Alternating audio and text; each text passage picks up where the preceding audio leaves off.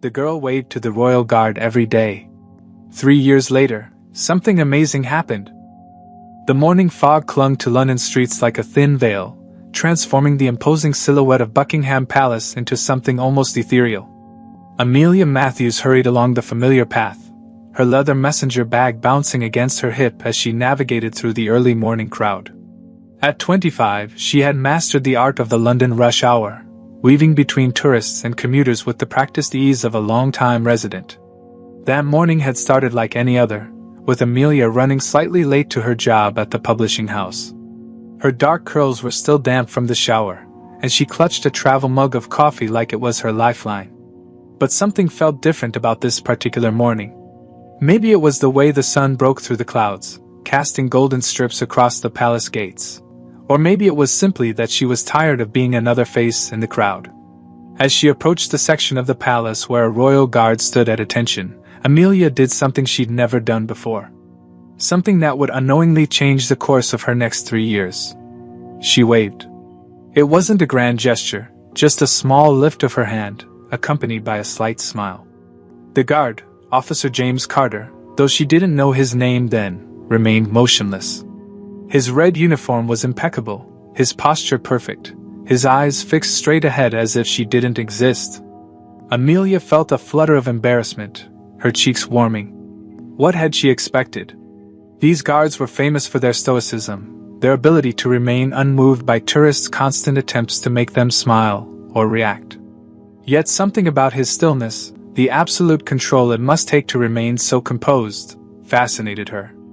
The next morning, instead of hurrying past with her head down like everyone else, she did it again. This time, her wave was more deliberate, more confident. Again, Officer Carter remained still as a statue, but Amelia found herself studying his face.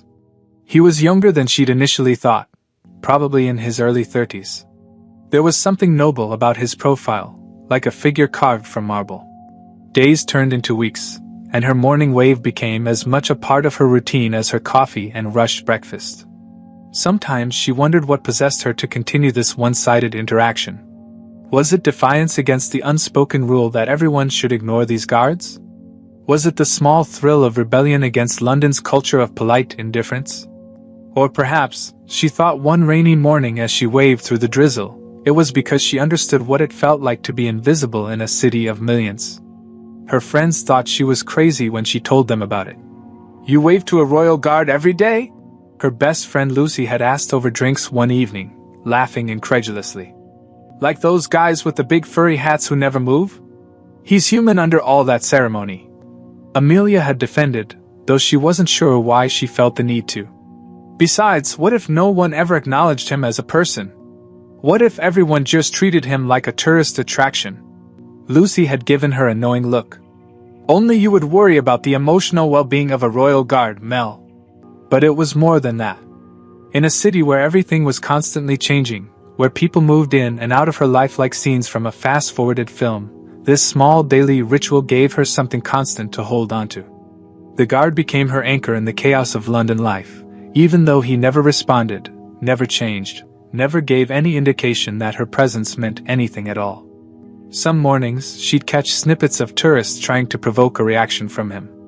They'd make faces, strike poses, wave their hands in front of his face. Amelia would feel a surge of protectiveness, wanting to tell them that he wasn't there for their entertainment. Her wave was different. It wasn't asking for anything. It was simply an acknowledgement, one person saying to another, "I see you." As autumn crept into winter, Amelia started noticing small details about Officer Carter. The way his chest rose and fell with carefully measured breaths. How his posture, though always perfect, seemed slightly more relaxed in the early morning hours before the tourists arrived. The barely perceptible shift of his weight from one foot to the other during his long hours of standing. She began to imagine a life behind the uniform. Did he have a family? What did he do when he wasn't standing guard? What made a person choose this life of rigid discipline and silence? One particularly cold morning, as she approached with her usual wave, something unprecedented happened. For just a fraction of a second, his eyes moved. They shifted ever so slightly to meet hers, and in that brief moment, Amelia felt her heart skip a beat. It was nothing, a microscopic break in protocol that anyone else would have missed. But to her, it was like witnessing a shooting star. That evening, as she sat in her small flat reviewing manuscripts, she found herself unable to focus. That tiny movement kept playing in her mind. Had she imagined it? Was she reading too much into nothing? But deep down, she knew what she'd seen. And somehow, it changed everything. Her morning wave was no longer just a quirky habit or a one-sided ritual. It had become something else, a secret shared between two people who had never spoken a word to each other. As she drifted off to sleep that night, Amelia realized that in this vast, impersonal city, she'd found an unexpected connection in the most unlikely of places. And though Officer Carter would never break his stance, never wave back, never speak, she knew that tomorrow morning, she would wave again. Because sometimes the most meaningful conversations don't require words at all. Life in London continued its relentless pace around Amelia. She earned a promotion at the publishing house, moved to a slightly better flat in Notting Hill, and went through 2 relationships that fizzled out like sparklers in the rain. But through all these changes, her morning ritual remained constant. February brought the worst snowstorm London had seen in decades. The city ground to a halt, with the underground running limited service and buses struggling on the icy roads. Most people worked from home, but Amelia bundled up and made the trek to Palace anyway. The usually crowded streets were eerily empty, the snow muffling the city's usual cacophony. As she approached Officer Carter's post, her boots crunching in the fresh snow, she noticed something different about him. His uniform was dusted with white, creating an almost ethereal effect against the red fabric. Despite the bitter cold, he maintained his stance, though she could see his nose and cheeks had turned pink from the freezing temperature. That morning, her wave felt more intimate somehow, as if they were the only 2 people left in London. Spring arrived, bringing with it a new awareness. Amelia began noticing things about Officer Carter that she'd missed before. The way his fingers would sometimes flex ever so slightly when the morning breeze picked up. How his breathing pattern changed subtly when pigeons landed too close to his post. The barely perceptible tightening of his jaw when particularly obnoxious tourists tried to provoke him. One sweltering July morning, she witnessed something that made her heart clench. A young mother with 2 children walked past, and the smaller child, a boy of perhaps 3, tripped and fell right in front of Officer Carter. While the mother rushed to help, Amelia saw it, a millisecond of concern flickering across the guard's face before his features reset to their usual stoic expression. That moment revealed something profound to her. Beneath the ceremonial uniform and rigid discipline was a man who felt everything but showed nothing. Her own life wasn't standing still. Lucy got engaged, and Amelia threw herself into helping plan the wedding. She dated a charming architect named Marcus who seemed perfect on paper, successful, kind, with a dry wit that made her laugh. But when he complained about her morning route being inefficient, and suggested she take a different way to work, something in her recoiled. They broke up 2 weeks later. "You're being ridiculous," Lucy said over emergency breakup ice cream. "You can't keep organizing your life around waving to a stranger who never waves back." "It's not about him waving back," Amelia tried to explain, but how could she describe this wordless connection she'd formed? How could she explain that this daily moment of acknowledging another person's humanity had become sacred to her? The seasons turned again, and Amelia noticed she'd started dressing differently for her morning walks. Nothing dramatic, just taking more care with her appearance. Wearing the blue scarf that brought out her eyes, making sure her hair was properly styled instead of hastily pulled back. Then came the morning that changed everything. It was an ordinary Tuesday in October, the air crisp with autumn's bite. Amelia was running later than usual, having overslept after staying up to finish a promising manuscript. As she hurried along her usual route, she noticed something different about Officer Carter's posture. There was a subtle tension in his shoulders she'd never seen before. She raised her hand in her usual wave, and that's when it happened. His eyes met hers directly for the first time in all these months. Not a fleeting glance, but a deliberate look that lasted for 3 full seconds. In those seconds, she saw recognition, acknowledgement, and something else she couldn't quite name. The connection was electric, sending a shiver down her spine. All these months, she'd convinced herself that her waves meant something to him, But now she had proof.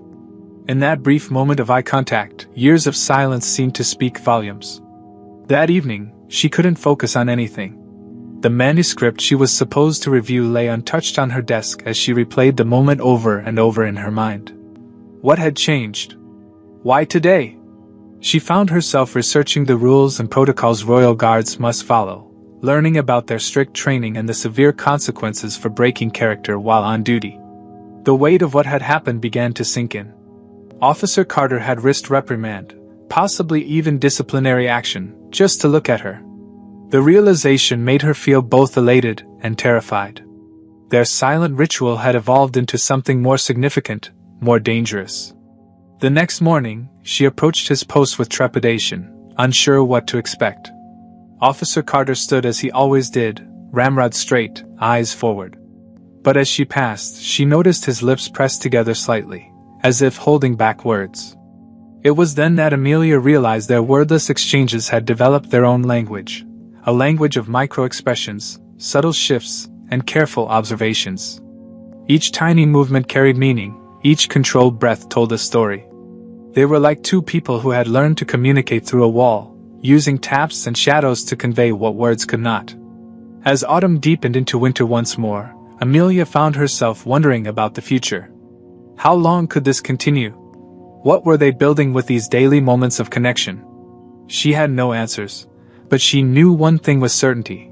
In this strange, silent relationship, she'd found something rare and precious, a connection that transcended conventional communication, a relationship built on pure recognition of another person's humanity.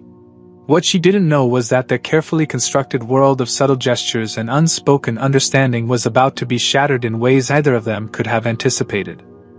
The email arrived on a Wednesday afternoon, its implications hitting Amelia like a thunderbolt. The prestigious Frankfurt publishing house was offering her a position as their senior acquisitions editor, a dream role that would advance her career by years. The catch? She needed to relocate to Germany within 3 weeks. Amelia sat in her office, staring at her computer screen until the words blurred. The opportunity was incredible. Better pay, more responsibility, a chance to work with international authors. It was everything she'd worked for since graduating. So why did the thought of accepting fill her with such profound sadness? "You're not seriously considering turning this down?" Lucy's voice crackled through her phone later that evening. "This is the opportunity of a lifetime, Mel."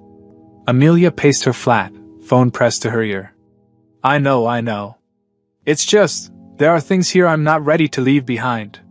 There was a long pause before Lucy spoke again, her voice gentler. "Is this about him? The guard? You make it sound crazy when you say it like that." "Because it is a little crazy, honey. You've never even spoken to him. You don't even know his name." But that wasn't true, Amelia thought. She knew him in ways that transcended words. She knew how his posture changed minutely when he was fighting fatigue. She knew the exact shade of brown his eyes turned when the morning sun hit them. She knew the nearly imperceptible way his chin lifted when he approved of something, a gesture so subtle she'd spent months convinced she was imagining it. The next morning, Amelia found herself walking slower than usual along her familiar route. Everything looked different now, knowing these might be her last few days here. The early morning light seemed more golden, the palace more majestic, the city's sounds more musical. Or maybe she was just finally paying attention to things she'd taken for granted. As she approached Officer Carter's post, her heart began to race. Should she tell him somehow? Leave a note? The idea seemed absurd, breaking their unspoken protocol after all this time. Besides, what would she say? "Thanks for letting me wave at you for 3 years." The weekend passed in a blur of preparations. Amelia signed her contract with Frankfurt Publishing House, began the process of subletting her flat, and sorted through 3 years' worth of accumulated belongings. Each task felt like cutting another thread that tied her to London. Monday morning arrived with a crystalline clarity that seemed almost cruel in its beauty. Amelia stood in front of her mirror, taking extra care with her appearance. This would be her second to last walk past the palace. Tomorrow would be goodbye. But as she approached Officer Carter's post, something felt different. The air seemed charged with an unfamiliar tension. Her usual wave felt heavy, weighted with all the words she couldn't say. For the first time in 3 years, she felt uncertain about their ritual. That evening, she couldn't sleep. She lay awake, thinking about all the mornings that had led to this moment. How many times had she walked past that spot? Over 1,000, she calculated. More than 1,000 waves, each one a thread in this tapestry of silent connection they'd woven. Tuesday dawned grey and misty, a properly British goodbye, Amelia thought wryly. She'd chosen her outfit carefully. The blue dress she'd worn the first time she'd caught his eyes moving to meet hers, and the silver necklace her grandmother had given her for luck. The walk to the palace felt like walking through a dream. Every step seemed to echo with memories. The snowy morning when they'd been the only ones brave enough to venture out, the spring day when she'd seen him fight a smile at a passing dog's antics, the summer afternoon when she noticed him shifting his weight to ease his stance during a heat wave. As she approached his post for the last time, Amelia's throat tightened. She raised her hand, the gesture feeling simultaneously natural and strange. But halfway through the motion, she froze. Officer Carter's hand had moved. It wasn't imagination. His right hand, usually locked in its rigid position, twitched upward in an aborted salute. The movement was tiny, barely perceptible to anyone who hadn't spent 3 years studying every minute detail of his stance. But to Amelia, it might as well have been a shout. Time seemed to stop. In that frozen moment, their eyes met, and Amelia saw something in his gaze that stole her breath. Recognition, regret, and something that looked remarkably like goodbye. Then, as quickly as it had happened, his hand returned to its proper position. His face resumed its mask of indifference. But something had irrevocably changed. Amelia walked away on shaking legs, her mind racing. In 3 years, he had never broken protocol so obviously. The significance of that small gesture overwhelmed her. He had risked censure, perhaps even disciplinary action, just to acknowledge their final meeting. She spent the rest of the day in a daze, packing the last of her belongings and preparing for her early morning flight to Frankfurt. But her mind kept returning to that moment, to that almost salute that had said more than words ever could. That night, as she lay in her nearly empty flat, surrounded by packed boxes and echoing silence, Amelia realized something that made her heart ache. She would never know what might have been. The story of the girl who waved to the royal guard would remain unfinished, a tale of almost connections and nearly moments. Or so she thought. Because what Amelia didn't know, what she couldn't know, was that her last wave hadn't been the end of their story at all. It was merely the end of its first chapter. That almost salute haunted Amelia through her first sleepless night in Frankfurt. As dawn broke over the unfamiliar German skyline, she found herself opening her laptop, fingers hovering over the keyboard. Something about that final gesture felt too deliberate, too meaningful to ignore. She began with a simple Google search. Royal Guard Buckingham Palace Protocols. Hours slipped by as she dove deeper into the world she'd observed but never truly understood. The rules were even stricter than she'd imagined. Guards could be severely disciplined for the slightest break in protocol. Even something as minor as a finger twitch could result in formal reprimands. This revelation made Officer Carter's almost salute even more significant. He hadn't just bent the rules, he'd risked his position for that tiny acknowledgement. During her lunch break, Amelia found herself scrolling through various social media platforms, searching for any mention of the Royal Guards.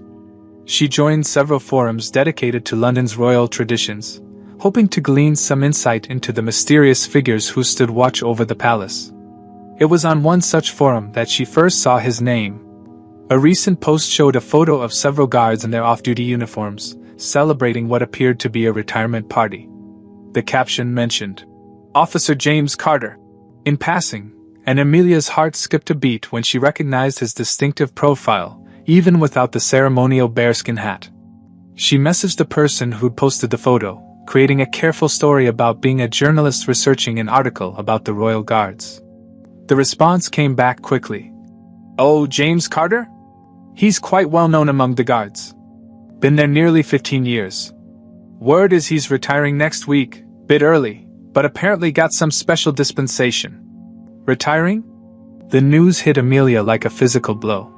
She checked the date mentioned in the post. It would be just 5 days after her departure. The timing seemed impossible, almost cruel in its irony. Unable to contain her curiosity, she reached out to an old university friend who now worked in the Ministry of Defense. "Hey Sarah, any chance you could tell me about the retirement protocols for Royal Guards?" Sarah's response was intriguing. "Funny you should ask. There's been some buzz about a high-profile retirement coming up. Apparently, this particular guard is leaving for medical reasons, something about an old injury flaring up. It's all very hush-hush, but the higher-ups are making an exception to the usual retirement age requirements." Medical reasons? Amelia's mind raced back through her countless observations. Had she ever noticed him favoring one leg? Was there any sign of discomfort in his stance? She thought she noticed everything about him, but now she wondered what else she might have missed. Through another contact, a cousin who worked in palace administration, she learned more pieces of the puzzle. Officer James Carter had served with distinction in the military before joining the Queen's Guard. He'd been wounded in action but had refused a medical discharge, instead requesting a transfer to ceremonial duties. "He's a bit of a legend, actually," her cousin wrote. "Never had a single disciplinary mark in his record. Perfect attendance, perfect performance reviews. The younger guards all look up to him. Perfect record." Until that almost salute to her. The more Amelia discovered about Officer Carter, the more questions she had. Why had he chosen to acknowledge her on his last week of service? Had he known all along that both their times at the palace were coming to an end? She found herself creating a digital folder labeled JC Research, filling it with every scrap of information she could find. A passing mention in a newspaper article about palace ceremonies. A blurry photo in the background of a tourist's Instagram post. A brief quote in a military newsletter from years ago. "The duty is not about standing still. It's about standing for something greater than yourself." Late one night, unable to sleep in her temporary Frankfurt apartment, Amelia stumbled across something that made her sit up straight. A local London Gazette article from 15 years ago featured a young James Carter receiving a commendation for an act of bravery. While off-duty, he noticed a pattern in tourist behavior that led to the prevention of a potential security threat at the palace. The article quoted his commanding officer. "Carter has an exceptional ability to observe and analyze his surroundings while maintaining absolute professional composure." Amelia stared at those words for a long time. All those times she thought he was just a statue, he'd been watching, observing, protecting. Their daily interaction hadn't been one-sided at all. He'd been equally aware of her, perhaps even from that very first wave. A new notification popped up on her screen. Someone had responded to her inquiry on a military forum. The message was brief but startling. "Carter's retirement ceremony is invitation only. Very unusual for a guard of his rank. Word is he specifically requested it that way." As Amelia sat back in her chair, processing this information, her phone buzzed with an email notification. The sender was anonymous. The subject line simply read, "For the girl who waved." Her hand trembled as she opened it, and the contents made her breath catch in her throat. It was an invitation, not to a public ceremony, but to a private retirement gathering for Officer James Carter, to be held in a small venue near the palace. At the bottom of the invitation was a handwritten note. "Some stories deserve a proper ending." Amelia stared at her computer screen, her heart pounding. After 3 years of silence, after countless waves and subtle glances, after an almost salute that had seemed like goodbye, was this finally their chance for a real hello? The Frankfurt airport was chaos at 4 a.m., but Amelia barely noticed. She'd booked the earliest possible flight back to London, running on nothing but adrenaline and 3 shots of espresso. Her new boss had been surprisingly understanding when she requested an emergency personal day, perhaps seeing something in her expression that brooked no argument. "Just one day," Amelia had promised. "I'll be back tomorrow morning." Now, as the plane touched down at Heathrow, the reality of what she was about to do hit her. After 3 years of silence, after countless waves and unspoken exchanges, she was going to witness Officer James Carter's final moments as a Royal Guard. The morning was unusually bright for London, the sky a pristine blue that seemed to mirror the significance of the day. Amelia had chosen her outfit with deliberate care, a deep navy dress that reminded her of the Guard's winter uniform, paired with the silver necklace she'd worn on what she thought would be their last encounter. As she approached Palace, the familiar path felt different. Tourists were already gathering, their cameras ready, completely unaware that they were about to witness the end of an era. Amelia checked her watch, 8:45 a.m. According to the schedule she'd found, this would be Officer Carter's final shift change. She positioned herself in her usual spot, her heart thundering against her ribs. The morning sun cast long shadows across the palace grounds, and the ceremonial changing of the guard was about to begin. This time, however, it would be different. This would be James Carter's final march. The ceremony started with its usual precision. The new guards approached in their immaculate formation, their synchronized steps echoing against the palace walls. Amelia held her breath as she watched Officer Carter, standing at his post for the last time. Even now, in his final moments of service, his posture was perfect, his dedication unwavering. Then something unexpected happened. As the replacement guard approached, Amelia noticed subtle changes in the atmosphere. The usual tourists were still there, taking photos and pointing, but mixed among them were several men in civilian clothes who stood with military bearing, former guards, she realized, come to witness their colleagues' final moments of service. The replacement procedure began with its usual ceremonial precision. But as Officer Carter prepared to hand over his post, Amelia saw something that brought tears to her eyes.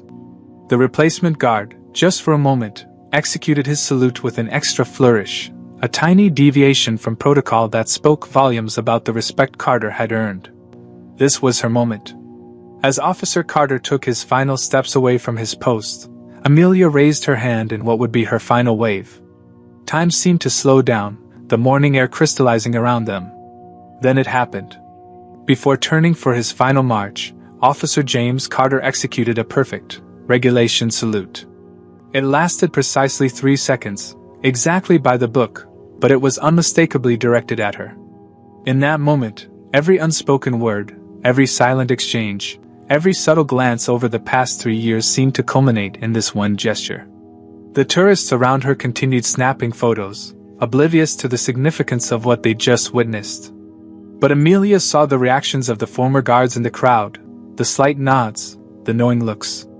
They understood what it meant for a royal guard to break protocol in his final moments of service. As Officer Carter marched away for the last time, his steps as measured and precise as ever, Amelia felt tears rolling down her cheeks. A woman next to her offered a tissue, misunderstanding the reason for her emotion. "The changing of the guard always gets me too, dear," she said kindly. But this wasn't just any changing of the guard. This was the end of something profound, something that had begun with a simple wave and evolved into a connection that defied explanation. After the ceremony, Amelia remained in place, watching as the crowd dispersed. The new guard stood at attention, but the spot would never be quite the same. She noticed some of the former guards who'd attended lingering as well, speaking in hushed tones. One of them caught her eye and gave her a subtle nod of acknowledgement. She overheard fragments of their conversations. "Never broke protocol in 15 years. Most dedicated guard I've ever served with. Going to miss the old boy." As the morning wore on, Amelia finally turned to leave, her heart full of emotions she couldn't quite name. That's when she noticed an elderly man in a palace uniform watching her. He approached slowly, his eyes kind. "You're her, aren't you?" he asked quietly. "The one who waved every morning?" Amelia nodded, unable to speak. The man smiled. "In 30 years of working at the palace, I've never seen anything quite like it. He never said a word about you, of course, not his way. But we all knew. The way he stood a little straighter at exactly 8:50 every morning, the way his eyes would track back to his post on his days off." He pressed something into her hand, a small envelope. This came with strict instructions. To be delivered to the girl who waved after the final ceremony. Amelia stared at the envelope, her fingers trembling slightly. The man touched her shoulder gently. "The retirement gathering is tonight, you know. At the Victoria Arms. 8 o'clock. He gave her a meaningful look. "The back room." As she walked away from the palace for what she thought would be the last time, Amelia held the envelope close to her heart, still unopened. Some words needed the right moment, and this letter, whatever it contained, deserved its proper time. The sun was high in the sky now, casting a golden glow over the palace grounds. In a few hours, she would finally meet the man behind the uniform, hear his voice, learn his story. But for now, she held on to this moment, the perfect ending to their silent ritual, sealed with a salute that broke protocol but kept faith with something far more important than rules. The Victoria Arms was a small, traditional pub tucked away from London's busy streets. At precisely 7:55 p.m., Amelia stood outside its weathered wooden door, the unopened letter still in her purse. She'd spent the afternoon in a daze, alternating between nervous anticipation and disbelief at how much had changed in a single day. She'd finally read the letter an hour ago, sitting in her old favorite coffee shop. The handwriting was precise and measured, just as she would have expected. For 3 years, you showed me that humanity exists even in silence. Tonight, I hope to thank you properly. JC. The back room of the pub was warm and inviting, lit by vintage brass lamps that cast a gentle glow over the gathered crowd. As Amelia entered, conversations hushed briefly. She recognized some faces from the morning ceremony, but her eyes were drawn to a man standing by the fireplace. Without the bearskin hat and ceremonial uniform, James Carter looked both familiar and strange. He wore a well-fitted navy suit, his posture still military straight but somehow more relaxed. When he turned and saw her, a smile transformed his face, not the slight twitch she'd spent years trying to detect, but a genuine, warm expression that reached his eyes. "You came," he said, his voice deeper and softer than she'd imagined. "I wasn't entirely sure you would." "How could I not?"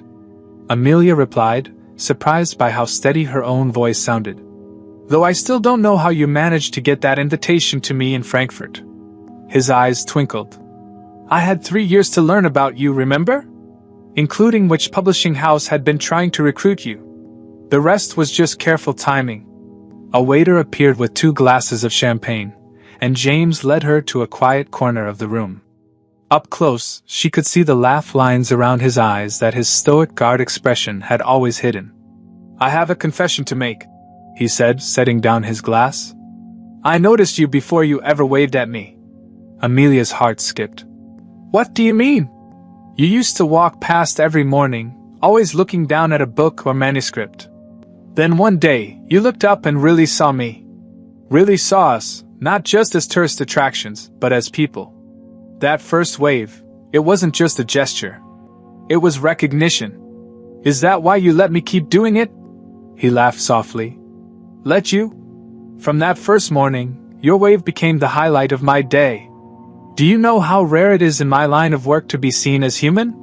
Tourists treat us like statues. Even most Londoners look right through us. But you saw me. I always wondered if I was bothering you." Amelia admitted. "If you wished I would stop." "Quite the opposite." James took a sip of champagne.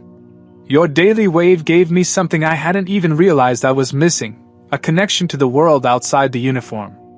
On difficult days when the weather was brutal or my leg was acting up, I'd find myself thinking, just make it to 8:50. "Your leg?" Amelia asked, remembering what she'd learned about his medical retirement. James nodded, patting his right knee. "Old war wound. Never properly healed. I could have taken a medical discharge years ago, but I wasn't ready. The guard duty was my way of continuing to serve, even if I couldn't be in the field. But lately," he shrugged, "time catches up with everyone. What will you do now?" "I've accepted a position training new guards. Less standing, more teaching. And..." He hesitated, then continued with a slight smile. "It's based in Frankfurt." Amelia's eyes widened. "Frankfurt? But that's a complete coincidence," he finished. "Or perhaps not. The position was offered months ago, but I only accepted last week, after I heard about your new job. Sometimes the universe has a way of keeping stories going." As the evening progressed, they traded stories, Amelia sharing her interpretations of his subtle movements over the years, James revealing which ones had been intentional and which she'd imagined. They laughed about the tourists who'd tried to make him break character, and he told her about the times he'd nearly slipped up. "The hardest day," he confessed, Was when you wore that blue dress and nearly tripped on the curb. Every instinct told me to reach out and catch you. Breaking position would have been worth it. Other guests stopped by their corner, sharing stories and congratulations, but the world seemed to revolve around their conversation. Former colleagues of James revealed that they'd had a running bet about when he would finally break protocol to acknowledge her. "The day you miss your usual time because of a tube strike," one former guard told Amelia. "He shifted his weight every 30 seconds. For us, that's practically pacing." As the evening drew to a close, James walked Amelia out. The London night was clear, stars visible despite the city lights. "When do you start in Frankfurt?" she asked. 2 weeks. I have some loose ends to tie up here first." He turned to face her. Would you be interested in getting coffee before then? No uniforms, no protocols, no silence. Just two people getting to know each other properly." Amelia smiled. "I think we already know each other better than most. But yes, I'd like that very much." As they parted ways, Amelia felt a profound sense of rightness. Their story hadn't ended with that final salute. It was just beginning again, transforming from a silent connection into something new and full of possibility. 3 years of waves had led to this moment. And now, in a different city, they would have the chance to write a new chapter, one where words were allowed, where smiles didn't have to be hidden, and where timing was finally on their side. Sometimes the best stories begin with a simple wave. And sometimes, if you're very lucky, they don't end with goodbye.